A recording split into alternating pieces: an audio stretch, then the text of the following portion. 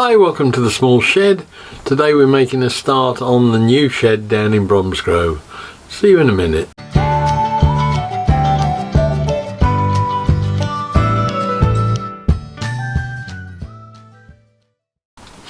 Right, now it's the 11th of April. It's 25 past 10 in the morning. This is the first time I've really been in the shed for a day to do what I want to do for weeks. Now, as I mentioned in one of the previous videos, we're building a new machine room down at Menin Sheds. I spent Friday the 17th of January down there on the first day, and I've really been down there on average just over 3 days a week since then, up until a fortnight ago. So I had 10 weeks or more when I wasn't in the shed at all doing anything here, and I was busy doing other stuff, and because the garden's coming into life, I've had a lot of time doing gardening as well, so nothing's got done. And then we had a grand opening a fortnight ago on the Friday, so that went out the window. And then week after that I went over to Norwich to pick up some model railway boards for a layout for the railway club. So 12 weeks, no content at all been produced really. I've done one or two bits and pieces, but nothing much. So I'm going to put together about 2 weeks worth of video, which is the build of the machine room down at Menin Sheds. It's a bit rough. This is not a justification for it really, it's just what it is. The light conditions down there were appalling. We've got one large LED light over our heads in the main barn itself, and until towards the end of this build we've got very little in the way of decent lighting, so the conditions aren't very good. And the other thing is, I've been doing that more as a flat out build rather than a video, and so therefore I've just had to sort of snatch odd still frames of things we've taken pictures of, and some of the video that I've taken at the end of the day when we've been working, stuff while I've been working. But it's not like doing a video here where you move a camera and you place it and you take a picture and then you do another angle on it and all this sort of thing. I just haven't had the time for that. So apologies for the quality of the video. Let's hope the content makes up for it a bit, although it's a bit sporadic and not very well put together, I'm sure. But we'll get a video out today of the first half of the build. That is basically taking it up to roof deck level, which took about, in terms of time, it would have been about 4 or 5 weeks, I think, and that would be about 10 to 12 days, something like that, because as I say, I've spent about 3 days a week down there. It's a bit rough and ready, but it's all we had time to do. When I had built the shed here, and it is very much a sort of a clone in terms of the way it's been put together, I used, CLS studs, made the panels up at Menin Sheds in those days and clad them at home here, but it was done over a long period of time. This is throwing together 4x4 timbers, 3x3s, 3x4s, nailing them, screwing them together in great big panels, screwing those together, screwing it down to the floor, and just bashing some MDF on the walls as a wall finish, because A, we haven't got the time, and B, we haven't got the money to do it. It was most important that we got that shed up and running properly, because you could see it the minute you stop having a facility there that is available for people to come and do a little bit, and it's in a bit of a mess, they don't come, and that in itself is defeating the whole purpose of Menin Sheds. So we wanted to get the place up and running, which it is now, and back as it was in the old days, with people coming down and doing what they want to do, and again, that is what's happened. So it's been successful on that front. but everything else has just gone by the wayside. So it's not the best quality video, I'm afraid. We'll dive in, have a look, see how it was built. Say the first part is up to roof level, second one we'll be taking it through the finishings, getting the upper deck done and the opening ceremony, all that itself. So let's dive in and have a look and see what we inherited when we first started 12-14 weeks ago now. So first thing any good shedder does is see what I can go and scrounge. We managed to scab a whole load of insulation from a builder next door that he was throwing out, and we were collecting timber from a steel supplier down in Bromsgrove who brings large pipes in from Italy separated by these great big balks of timber, and we managed to get carloads of that whenever we want it, so that helps. You can see the conditions that we're working in. There's no light really, I'm having to work on task lighting, but first Friday was spent just getting the floor plate down, with marking the space out and actually bolting it down to the floor effectively, and that was working in fairly difficult conditions, moving on and starting to put the wall panels up, so that by the end of effectively the first week of 3 days, if you like, I'd got the back wall panels up and in position, and I was starting to work on the side wall panels as well. But then I got involved in a day out down in Malvern, because on our local Facebook or free cycling page, I came up with a whole load of desks and units that I had to go and collect down in Malvern, and that was a good saving made anyway on desks and worktops that we needed.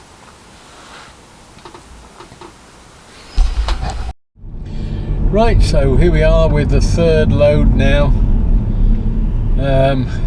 Getting a bit late in the day now, I'm pretty much worn out. I've loaded up with 6 desks.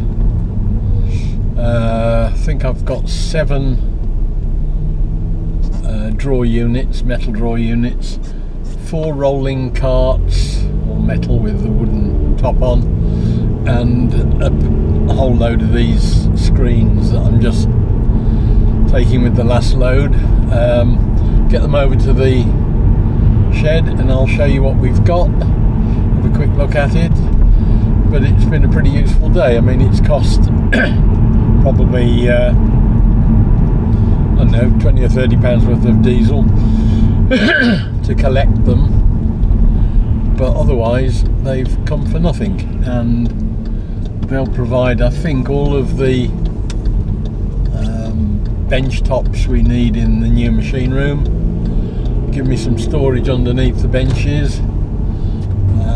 The screens are a bit of an afterthought. I'm not sure they'll be any use to us at all or not, but they're fairly substantial. I suspect it's probably 3/4 inch 18mm MDF for the actual thing itself. So even if it's just for shelves, I think it'll come in useful. There's quite a bit of aluminium section on them, which I'm hoping, it looks like it might be 2020, but I'm not sure. But we'll get them back to the yard and have a look and see, and then I want to measure up a bit to get the materials ordered for the joists, stairs, and the bits and pieces of metalwork and that we need for the roof. The walls have gone up in, well, 3, nearly 4 days. Just going to make a start now and putting some walls inside, and hopefully we'll have the room up and running in about, I'm hoping, get the roof on in the 3rd week, so we'll see how we go. After the Malvern trip, so having collected all of the stuff from Malvern, 3 trips, I picked up the desk units first and the metal drawer units, and just as I was going on the Friday night, they said, we've got some backboards, if they're any use to you, that used to go on the back of the desks. So I went back on the following Monday afternoon, picked those up as well, which has again been useful. At the time I thought they were solid MDF, it turned out they weren't, but they have proved very useful when we get up onto the roof deck. These are the little rolling carts we've got 4 of as well.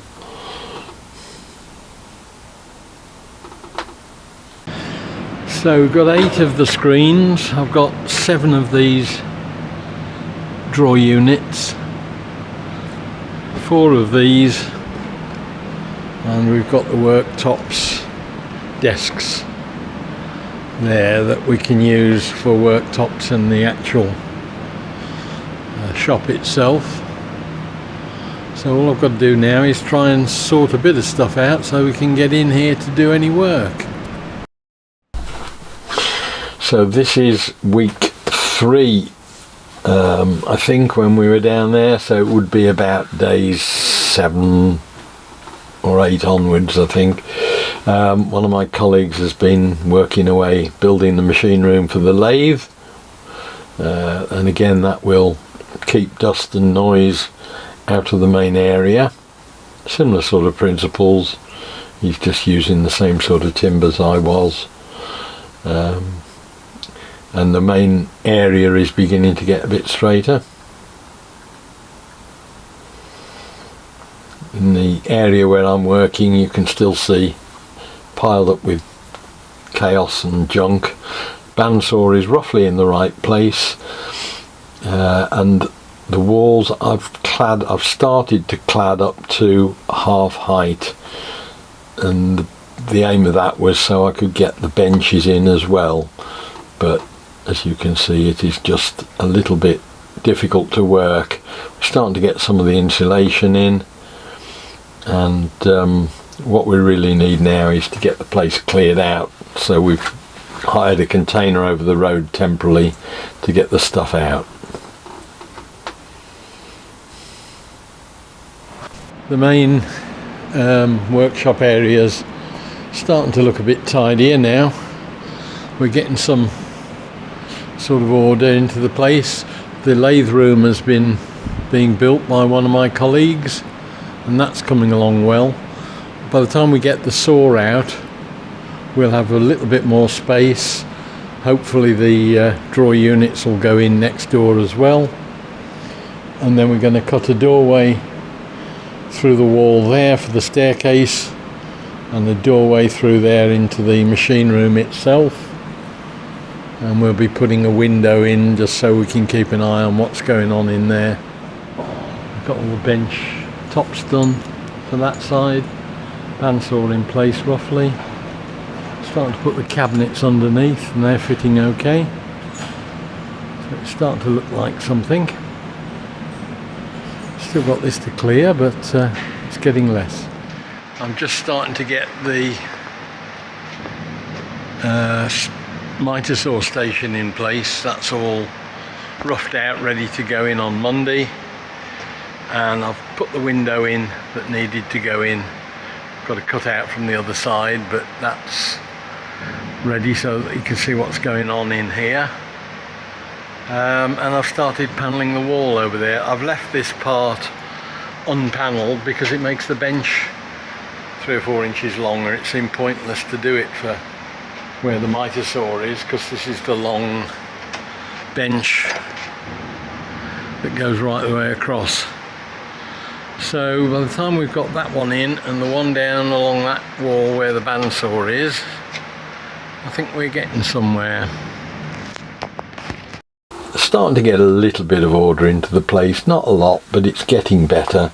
We've started to move some of the stuff out, and anything that is in there are things like the planer and the bandsaw, which are going to live there anyway, and it was useful to have them in there just to see quite how things are going to work out.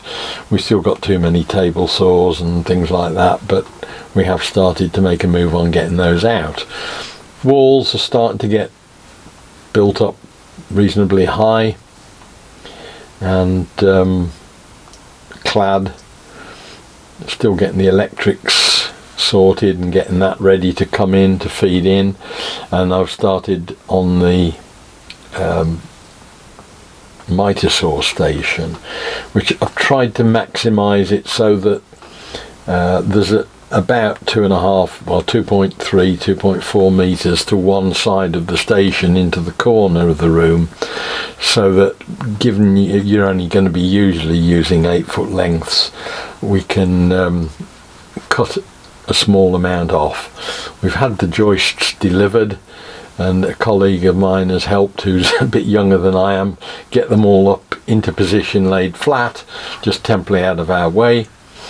And I've carried on putting legs underneath the actual workbenches themselves. And it, as I say, again, it is starting to look a little bit more like my idea of the room would be. We've put a window in so you can see in from the outside and keep an eye on what's going on. We're getting insulation into the walls, and I've started there. You can see the first two joists are up roughly in position. They're held down at the ends with metal shoes. They're solid blocked at the ends so that they stay upright and keep at the right spacings, and there in the middle I've been putting in herringbone strutting to keep it a little bit more rigid, stop them all moving around before we put the actual flooring on. And by this time, as I say, I'm guessing it's probably the end of week 4, week 5 maybe, it really is starting to look and feel a bit like a room. The joists were the only thing we've had to buy so far, and we got those from a local supplier, MKM Building Supplies. I think they're a national group, and they supplied us at cost on those. They did us a fantastic deal on them, so that for the actual joists and the decking itself on top of it, the chipboard deck on top, is pretty much the only thing we've had to buy, other than some electrical bits and pieces, although we'd got a few. I'm just trying to think whether we've bought anything else much. Not a lot. The side timbers, the stringers for the staircase, and some MDF for the stairs are the only things we've had to buy, really. I think the whole thing so far is coming in at below £1,000 for the whole room, so we're reasonably happy with that. And signs are that it's with the insulation in the roof, although it's thermal insulation we're putting in, it's actually for sound deadening really, and it does do quite a good job in masking the some of the noise when we're working in there. It's a good job that all the benches are in, because it provides a reasonable working platform, given that it's getting harder and harder to get up and down with this sort of thing at my age, but we're getting there slowly. As yet the room is not really usable by the shedders themselves, but you can see it really isn't that far off if we can get the electrics sorted, because the actual floor space is now open. We have got a container full of stuff to get rid of, but or at least bring back into here, but that hopefully when the upper deck's finished, it gives us that space back that we lost. We can be a bit more orderly about what we're doing, get it a bit tidier. These are the herringbone struts. I could have used a solid strutting across, but that would have meant effectively buying more 8x2 timber, because we hadn't got anything like that, and it was actually more expensive than the metal straps, which seem to do a good job. One of the only things that's caught me out is that there's always this conflict between metric and imperial. The joists are all set out at 400mm centres, which is what is pretty much standard. And I thought that was all going to work out well with when we came to board the ceiling. But we were using MDF panels, of course, which although they're nominally 1200 by 2.4, they're not. They're 8 by 4, which is 1220 by 2440, I think. So it meant that all of the joints on the boards that were supposed to be lining up with the joists themselves didn't do so, but we got over that one. And that's the deck on. You can see, I hope, that it's pretty much flat and level, which is unlike anything else in there, because the floor falls away by about 30 or 40 mil, it being a barn with drains down to, you know, middle of the room. But we've had to sort of do a bit of cobbling around to get those levels right, but we finally got there, ready to put the deck on.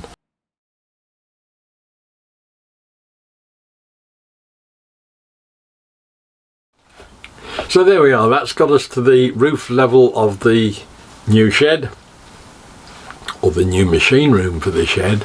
As I say, at that point it was starting to get vaguely useful. We'd managed to clear all the mess out, or a lot of the mess out, and we'd started to get towards getting machinery in there. So next video we'll run on and get the whole thing done, get it out the way, and in the meantime hopefully I'll have caught up with some content for the rest of the videos.